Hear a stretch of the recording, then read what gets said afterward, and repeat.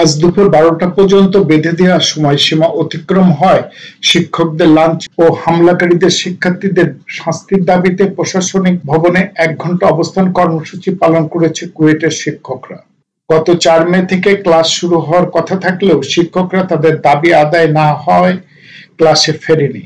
গেল রোববার সাধারণ সভা করে প্রশাসনিক কাজ থেকেও বিরতি থাকার ঘোষণা দেন শিক্ষক সমিতি। শিক্ষক সমিতির সভাপতি অধ্যাপক ডক্টর মোহাম্মদ শহীদুল ইসলাম ও সাধারণ সম্পাদক অধ্যাপক ডক্টর মোহাম্মদ ফারুক হোসেন সাব জানিয়ে দিয়েছেন, দাবি আদায় না হওয়া পর্যন্ত আন্দোলন চলবে। শিক্ষকদের প্রতিপক্ষ হিসেবে দাঁড় করানোর চেষ্টা করা হচ্ছে, জিম্মি করা হচ্ছে শিক্ষার্থীদের। গত 4 তারিখ থেকে আমরা সমস্ত একাডেমিক কার্যক্রমে বর্জন করছি এবং গতকালকে থেকে আমরা প্রশাসনিক কাজে অসহযোগিতা করে আসছি। আমরা প্রশাসনিক কাজ বলতে আমরা শিক্ষকরা আমাদের নিজের অতিরিক্ত দায়িত্ব হিসেবে আমরা বিভিন্ন ধরনের প্রশাসনিক কাজে প্রশাসনকে সহায়তা করি, যেমন head, dean, director, DSW, provost, assistant provost. এখন আমরা কোনো দাপ্তরিক কাজ করছি না। সোমবারেই সবার মধ্যে আত্মপক্ষ সমর্থনের জন্য শোকজ করা হয়েছে। শোকজের টাইম দেওয়া ছিল গত 15ই মে পর্যন্ত, সবাই মনে হয় দেয়নি, আমরা এখনো জানি না এটা। এরপরে যদি একটা মিটিং করলে এটা সমাধান হয়ে যেত। আমরা তো বিচার চাইছি, আমরা কাউকে শাস্তি কি হবে না হবে সেটা ডিসিপ্লিনারি কমিটি, আমরা শিক্ষক সমিতি থেকে আমরা বিচার চাইছি। বিচার চাওয়ার জন্য জাস্ট একটা মিটিং হলে মনে হয় আমার এই অবস্থার সমাধান হয়ে যেত। আমরা রবিবার থেকে ক্লাসে কালকে থেকে আমরা ক্লাসে আসতে পারবো। বিশ্ববিদ্যালয়ের স্বাভাবিক কার্যক্রম যেটা জিম্মি হয়ে আছে বলে মনে হচ্ছে, এই জিম্মিদশা থেকে মুক্ত হওয়ার জন্য এবং একটা সুস্থ স্বাভাবিক পরিবেশে ক্লাসে ফেরার জন্য শিক্ষকরা সবাই উদ্গ্রীব। প্রশাসনকে এখানে আমরা নিশ্চুপ থাকতেই দেখছি এবং যে কারণে আজকের এই সংকটময় অবস্থা।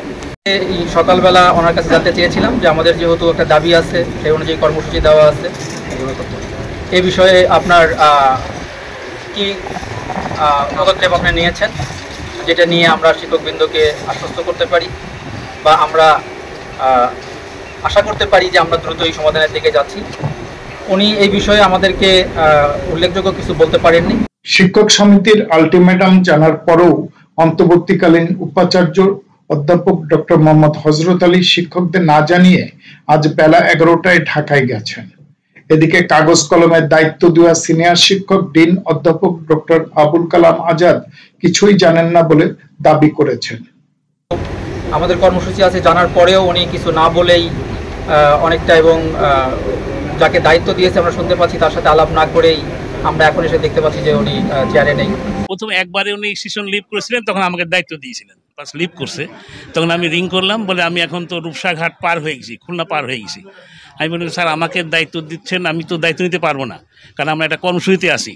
উনি বললেন, দায়িত্ব তো আমারই থাকলো, আমি লিভ করলে একজন টিচারকে দিতে হয়, সেটা দিয়েছি, আপনি আপনার মতো কর্মসূচি পালন করতে পারবেন। তখন আমি বললাম যে আপনি কবে ফিরবেন? ইনশাল্লাহ বলে আগামীকাল। ছাত্র শৃঙ্খলা কমিটির পক্ষ থেকে সিন্ডিকেটের সিদ্ধান্ত অনুযায়ী 37 শিক্ষার্থীকে কারণ দর্শানোর নোটিশ দেওয়া হয়েছে বলে জানান কুয়েটের ছাত্র কল্যাণ পরিচালক অধ্যাপক ডক্টর মোহাম্মদ আব্দুল্লাহ ইলিয়াস আক্তার। সেটা সমাধান হলো একটা বিচার প্রক্রিয়ার জন্য তদন্ত হয়েছে। এখন বিচার প্রক্রিয়া যদি সুষ্ঠুভাবে করা যায় তাহলে সমস্যা সমাধান হওয়ার কথা। তার মধ্যে কিছু সংখ্যক ছাত্র চাচ্ছে যে আবার নতুন তদন্ত করে বিচার করা, আবার বেশি সংখ্যক ছাত্র আবার চাচ্ছে না এটা ঠিক হয়। এখন এটা সমাধান হলো সমঝোতার একটা সমাধান লাগবে এবং সেটার জন্য মনে হয় ডিসেম্বরে আজকে দেখা গেছে আমি আসার পরে আজ দুপুরে শিক্ষকরা অবস্থান কর্মসূচি শুরু করলে শিক্ষার্থীদের এক অংশ এসে শিক্ষকদের সঙ্গে একত্রতা প্রকাশ করে দ্রুত ক্লাস শুরু করার দাবি জানিয়েছেন।